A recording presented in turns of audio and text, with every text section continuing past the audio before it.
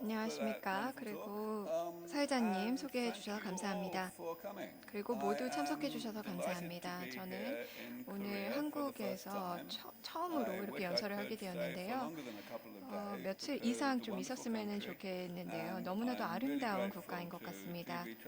그리고 TV조선에게 이렇게 초청을 해주셔서 좀 감사하다는 말씀 전하고 싶습니다. 저는 오늘 하루 종일 있을 예정이니까요. 혹시 질문이 있으시거나 또는 더욱더 논의를 하고자 하는 주제가 있으시다면 오늘 중으로 찾아오셨으면 감사하겠습니다. 저희 에센스 같은 경우에는 제가 지금 근무를 하고 있는 기관이고요. 저희는 바이오의학적인 재단이고 지금 캘리포니아에서 근무를 하고 있습니다. 하지만 저희는 목적 자체는 업계 자체를 만들어내는 것입니다. 결국 일반 자선 재단이 아니라 민간 기업이라든지 또는 더욱더 스핀오프나 또는 합작 회사들을 만들 수 있는 그런 재단입니다.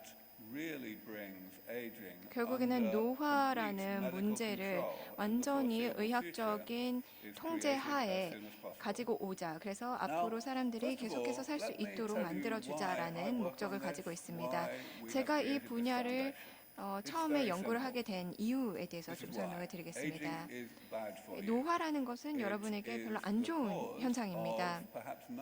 전 세계 아마 90% 정도의 건강 문제들을 야기를 하는 이유입니다.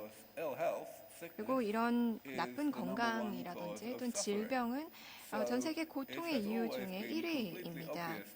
결국에는 저에게는 너무나도 뻔했던 것이 전 세계 가장 큰 문제가 노화다라고 생각을 해왔습니다. 그래서 저는 노화라는 문제를 싫어했기 때문에 뭔가 해결을 하고자 했습니다. 그래서 두 번째 질문을 드릴 텐데요. 그렇다면 노화 관련돼서 뭔가 해결을 할 수 있는 게 왜 이렇게 어려운 걸까요? 대체적으로 전염성 질병에 대해서는 저희가 선진국에서는 많은 개선을 시켰습니다. 예전에는 1세 지나기 전에 영유아들이 한 3분의 1 정도의 영유아들이 많이 사망을 했었습니다. 이제 전염성 질병 때문이었는데요.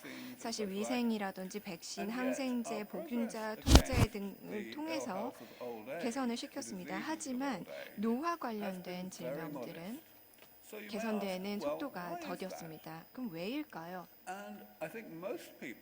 대체적으로 많은 사람들은 이런 질문을 받았을 때는 이런 대답을 할 텐데요. 이거에 대해서 너무 신경 쓰지 않으셔도 됩니다. 하지만 결국에는 이런 너무나도 많은 병리학적 차원들이 있고 또 노화가 발생을 하면서 동시다발적으로 서로 연관이 되면서 이렇게 문제를 야기를 한다는 것입니다. 결국에는 의학적인 부분이 그렇게 많은 발전을 하고 또 노화와 관련돼서 해결을 하지 않았던 이유는 너무나도 복잡 미묘한 사안이기 때문이다라고 이해를 하면 됩니다. 근데 하지만 대답의 일부분일 뿐입니다. 더 큰 그리고 더 나은 대답을 하나 드리겠습니다. 저는 일단 노화가 무엇인지에 대해서 설명을 드리겠습니다. 가장 놀라운 것은 노화는 불가사의한 것이 아닙니다. 노화라는 게 뭔가 아무도 모르는 그리고 이해할 수 없는 불가사의한 거라고 얘기를 하는 사람들도 있는데요. 굉장히 이해하기가 쉬운 현상입니다. 사람의 신체가 노화하는 것은 그냥 기계가 노화되는 것과 마찬가지입니다. 계속해서 훼손이 축적이 되면서 이렇게 된다는 것입니다. 결국에는 신체가 작동을 하는 고유한 부작용들의 축적이라고 볼 수 있습니다. 훼손이라는 것은 신체의 구성과 구조가 변화가 되는 것이고 또 결국에는 신체가 자동적으로 복원을 하거나 역전시킬 수 없는 것입니다. 결국에는 신체는 이런 훼손들을 감당해낼 수 있는 정도가 있습니다. 결국에는 그렇기 때문에 사람들이 건강하게 삶을 살 수 있는 것이죠. 하지만 어느 정도 나이가 되면 결국 훼손의 정도가 더욱더 심해지는 거고 그 축적된 훼손의 정도가 복원할 수 없는 정도까지 이뤄지는 것이죠. 결국에 세 단어로 노화를 축약할 수 있는데요. 신체 대사가 있겠죠. 결국 신체 대사 같은 경우에는 신체가 작동을 하는 모든 대사라고 생각을 할 수 있고요. 결국 이것을 통해서 오래 살면서 훼손이 되는 것입니다. 그리고 결국 그 훼손 상태가 계속해서 이어지고 일정 나이가 지나면은 이게 병리학적인 차원에서 나타난다는 것입니다. 결국 그러면은 왜 이렇게 노화에 대해서 설명을 구체적으로 하나라고 생각하실 수 있을 텐데요. 왜냐하면 저는 노화와 질병의 차이를 말씀을 드리고 싶습니다. 어떤 식으로 대조가 되는지를 말씀을 드릴 텐데요. 이 도표에 대해서 너무나도 잘못된 게 있습니다. 전통적인 방법으로 이 질병과 노화의 그 차이점에 대해서 좀 설명을 해달라고 하면 이렇게 얘기를 합니다. 일단 전염병이 있겠고요. 또 선천적인 질병들이 있습니다. 안타깝게도 어떤 사람들 같은 경우는 이렇게 선천적으로 질병을 갖고 태어나는 사람들도 있고요. 또 만성 질병들, 노화와 관련된 알츠하이머나 암이라든지 동맥경화라든지 이런 병들이 노화와 관련해서 나타나는 경우도 있습니다. 결국에는 오래 전에 태어났던 사람들이 지금 이런 질병을 안고 사는 것이죠. 이런 식으로 다 질병으로 분류를 하는 경우가 있고요. 결국에 또 하나의 질병으로 이게 질병이라기보다는 그냥 순리로 인해서 노화의 과정으로 인해서 나타나는 거라고 생각하는 질병들이 있습니다. 예를 들어서 근육 감소증이라든지 근육이 손실이 되는 병이죠. 그리고 또는 그 면역력이 저하되는 이런 현상에 대해서는 노화의 현상이라고 얘기를 합니다. 물론 건강을 안 좋게 하는 것이죠. 하지만 이걸 질병으로 분류를 하는 사람들이 많이 없습니다. 하지만 이게 가장 큰 문제입니다. 왜냐하면 틀렸기 때문이죠. 제대로 우리가 이런 분류를 하고자 하면은 이런 식으로 도표를 만들어야 합니다. 똑같은 4개의 기둥이 있기는 합니다. 하지만 그 검은 선이 다른 쪽에 서 있죠.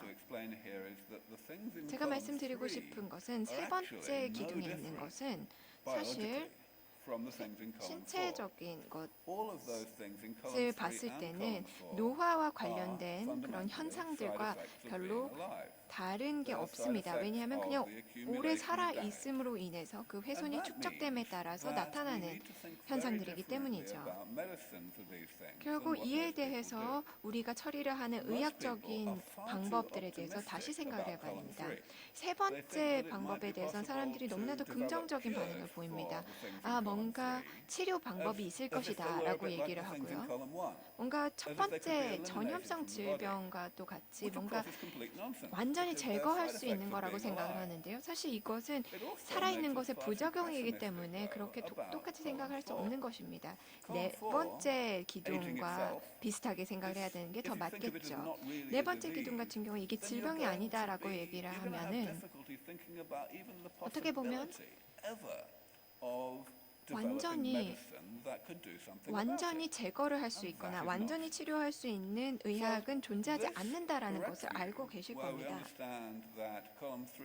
그래서 세 번째 기둥과 네 번째 기둥은 물론 의학적인 문제이기는 하지만 1번과 2번 컬럼과는 완전히 다른 접근 방식이 필요하다라는 것을 알게 될 것입니다.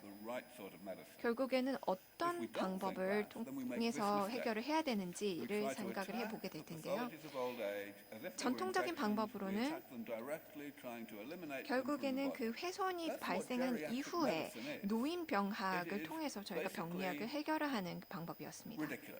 하지만 이게 굉장히 말도 안 되는 것이죠. 어떻게 보면은 실제로 사실을 그리고 원인을 무시하는 것이죠. 오늘날 우리가 가지고 있는 의학적인 방법들은 결국에는 잘 작동을 하지 않습니다. 효과가 거의 없습니다. 그 이유는 바로 병리학적 부분들을 해결을 하는 것 자체는 일단 훼손 이후이기 때문에 별로 효과가 없다는 것이죠. 결국에는 그렇게 훼손을 축적을 한 이후에 뭔가 치료를 하려는 것은 말이 안 된다는 것이죠. 저는 굉장히 다른 사람들보다 조금 더 대담하게 말씀을 드리는 걸 수도 있겠지만 몇 년 전부터 이 노인 병들을 다른 방법으로 해결을 해야 된다라고 이해를 하고 있습니다. 결국에는 제론톨로지, 노인학이라는 것은 예방을 하는 것입니다.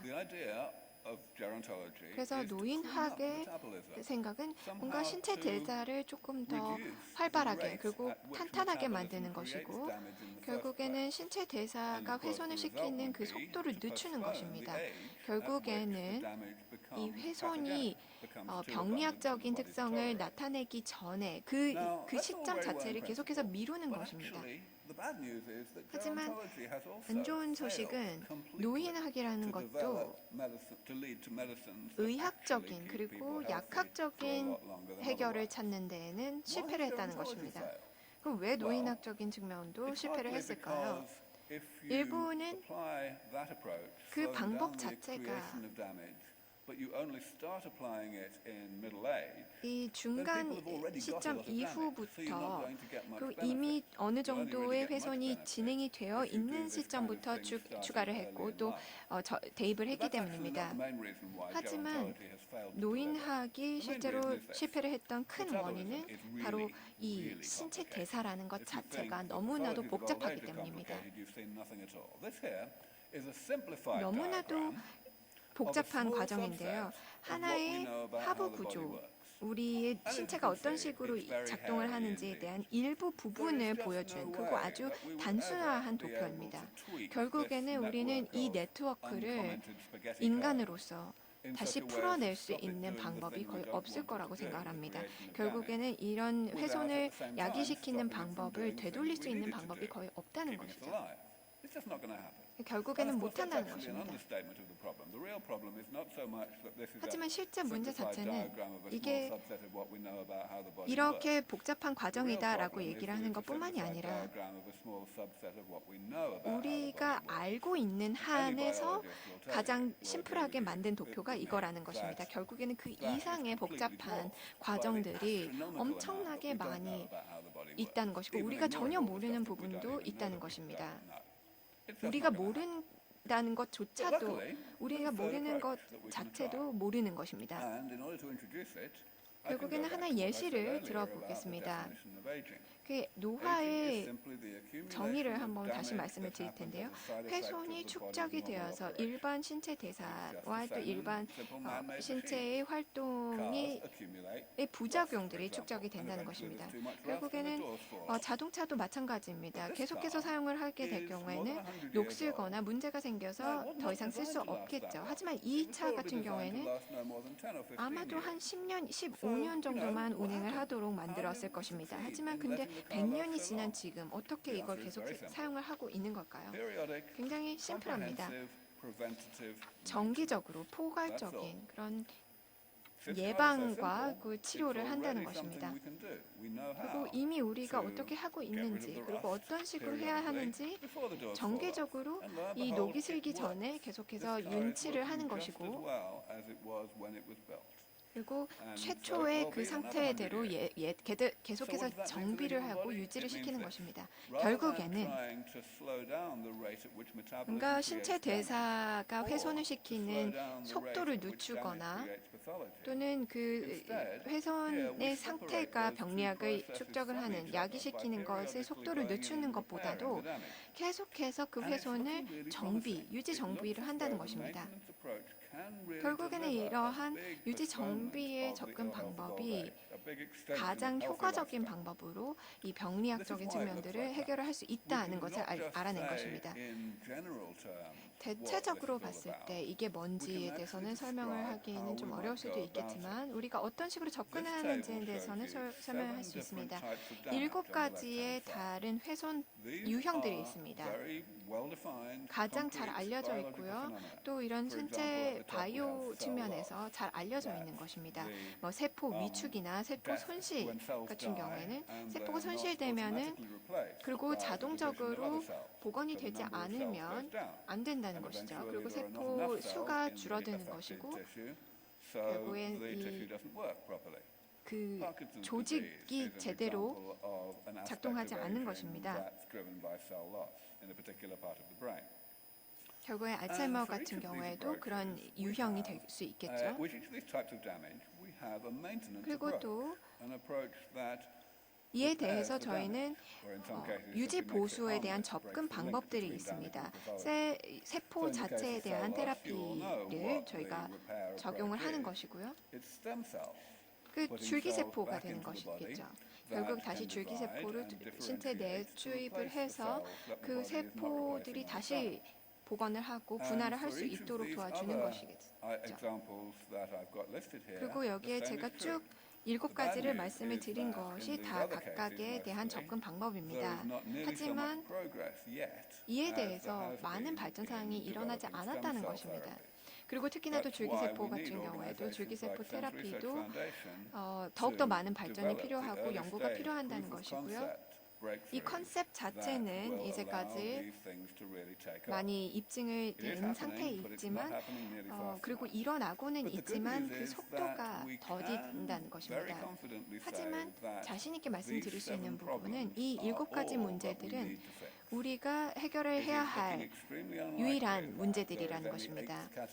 제가 계속해서 혹시라도 8번째 카테고리가 있다, 그리고 발견을 했다라고 하면은 저한테 알려달라라고 얘기를 10년 동안 말씀을 드리고 있는데 더 이상 나타나고 있지 않습니다. 그리고 다른 저희 전문가들은 25명의 네트워크가 있는데요. 각각의 바이오 의학적인 측면에서 전문가들도 이에 대한 동의를 하고 있습니다.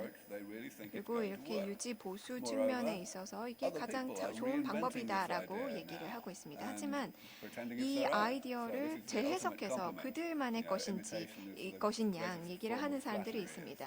물론 모방이라는 것 자체가 가장 좋은 칭찬이라고 얘기를 하기는 하는데요.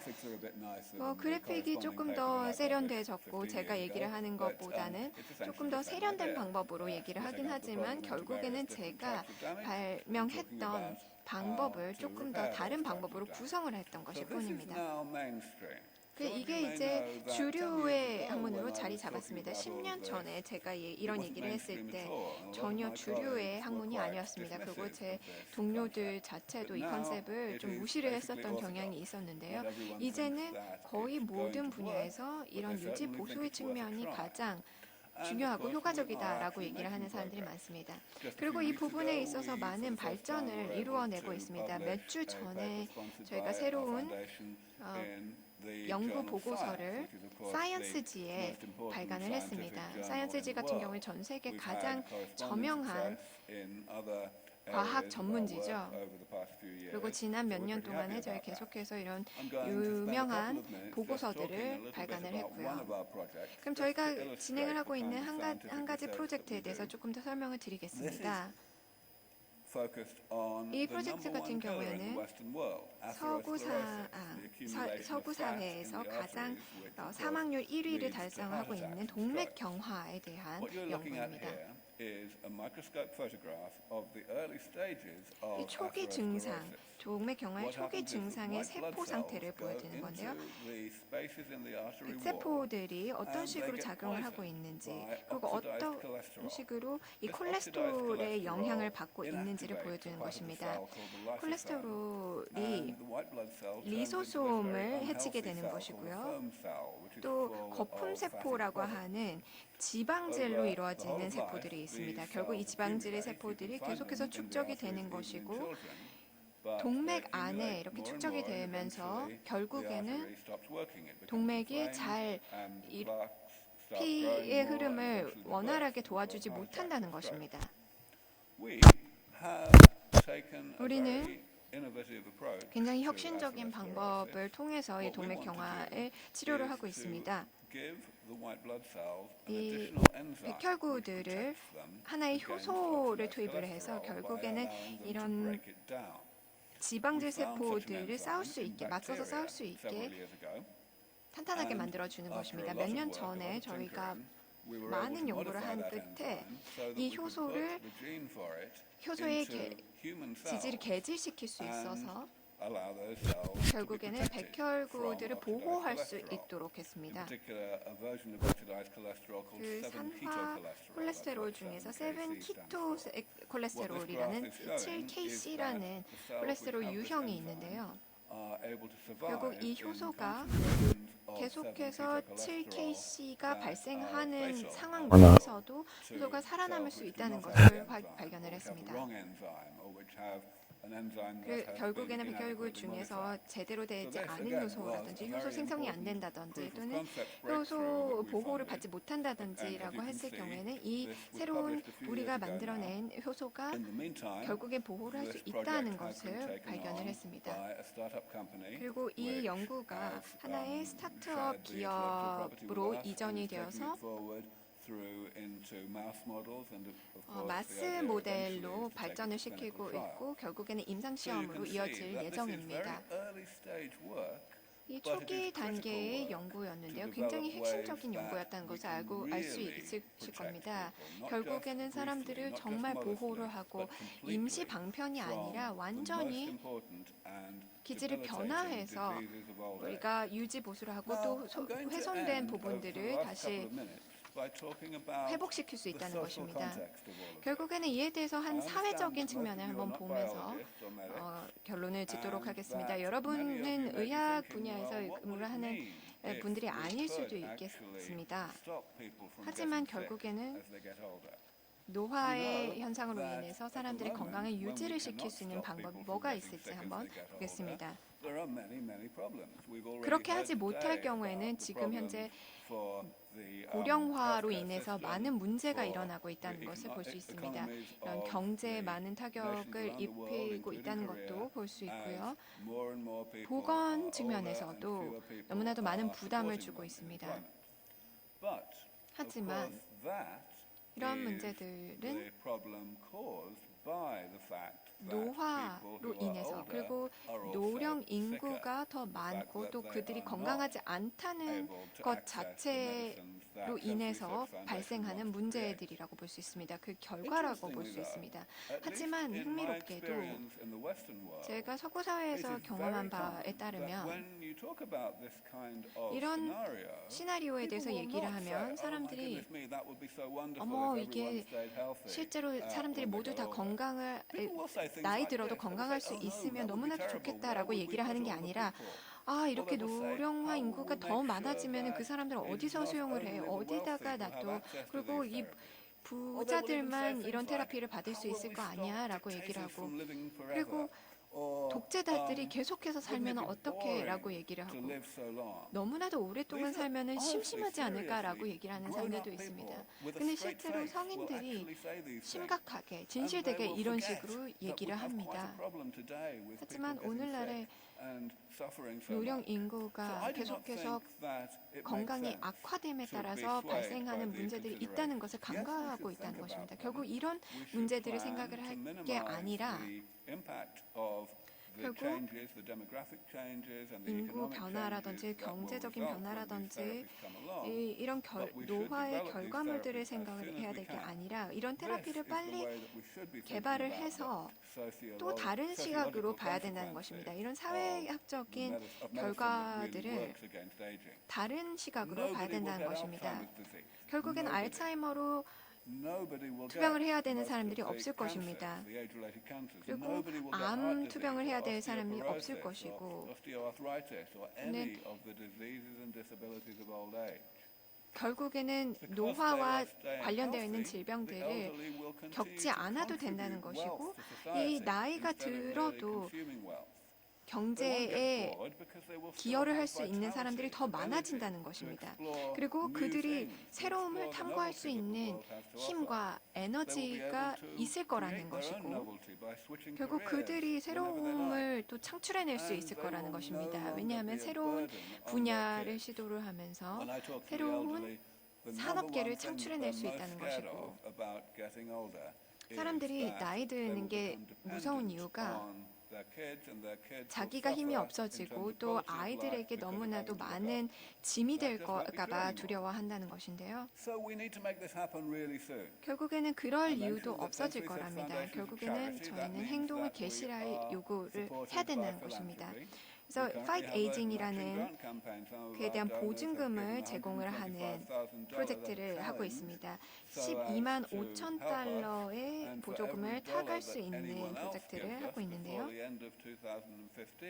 2015년 전에 이에 대해서 기부를 해주시면은 저희가 매칭 기부금을 해서 1달러를 제공을 해주시면 저희가 그에 대한 1달러를 같이 만들어서 이 보조금을 제공을 하고 있습니다. 여기까지가 제 발표였고요. 경청해 주셔서 감사합니다.